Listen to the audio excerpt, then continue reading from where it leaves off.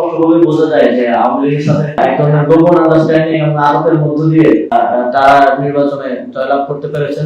সারা দেশে নির্বাচনে বিএনপি কে 2/3 মেজরিটি পাইয়ে দেওয়ার জন্য এক ধরনের মেটিকুলাসলি প্ল্যান করে ভোট গণনায় কারচুপি করা হয়েছে, ভোট গণনায় রেজাল্ট টেম্পারিং করা হয়েছে এবং অনেকগুলো আসনে যেখানে আমরা কাছাকাছি লো মার্জিনে জেতার কথা সেই আসনগুলোতে এই ভোট ইঞ্জিনিয়ারিং করে আমাদেরকে হারানো হয়েছে এবং বিএনপি কে জাস্ট স্লাইড অ্যাবভ 200 সিট পাইয়ে দেওয়া হয়েছে। এবং এটাকে আমরা তুলনা করতে পারি 2008 সালের নির্বাচনে ঠিক যেটা বিএনপি নেতৃত্বাধীন জোটের সাথে যেটা হয়েছিল 35% ভোট পেয়ে তারা 29টা আসন পেয়েছিল। এবারও ঠিক একই রকম বিভিন্ন গোয়েন্দা সংস্থা এবং বিভিন্ন মিডিয়া এস্টাবলিশমেন্ট সকলের একটা আন্ডারস্ট্যান্ডিং এর মধ্য দিয়ে, সকলের একটা বোঝাপড়ার মধ্য দিয়ে আমরা এটা করতে দেখেছি। ভবিষ্যৎ হোক নিরাপদ, বিনিয়োগ হোক বিশ্বস্ত, আর আমার পছন্দ salt pay. Welcome to salt pay. কথা কিছু বলার নেই, আপনারাই জানেন। একই চ্যানেলে 5 মিনিট আগে বলা হলো যে 11 দলের জন্য প্রার্থী বিজয়ী হয়েছে, 5 মিনিট পরে বলা হলো যে ধানসিটের প্রার্থী বিজয়ী হয়েছে এবং এক ধরনের পারসেপশন তৈরি করা হলো। যখন আমরা দেখছি যে বেসরকারি ফলাফল যেটা মিডিয়াতে আসছিল সেটাই আমরা কাউন্ট করে দেখছিলাম যে আমরা কাছাকাছি অবস্থানে আছি 11 দলের জোট এবং বিএনপি, কিন্তু মিডিয়ায় দেখানো হচ্ছিল বিএনপি 70, 11 দলের জোট 10।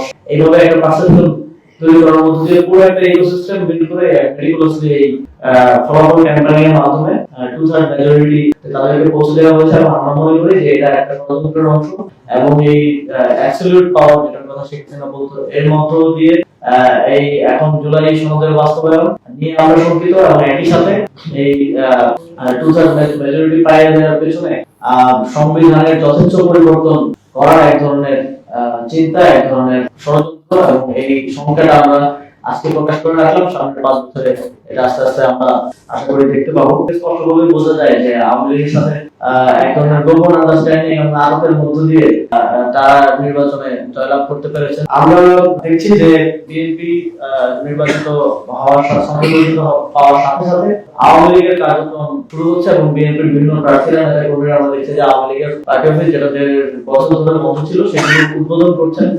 আমরা এর থেকে স্পষ্টভাবে বোঝা যায় যে আওয়ামী লীগের সাথে এক ধরনের গোপন আন্ডারস্ট্যান্ডিং এবং আলাপের মধ্য দিয়ে তারা নির্বাচনে জয়লাভ করতে পেরেছেন। যেহেতু আমাদের কাছে প্রাপ্ত এখনকার তথ্য অনুযায়ী আমরা খুব বেশি পার্থক্য 11 দলীয় জোট এবং বিএনপি প্রাপ্ত ভোটের মধ্যে নেই, সেটা আপনারা জানেন।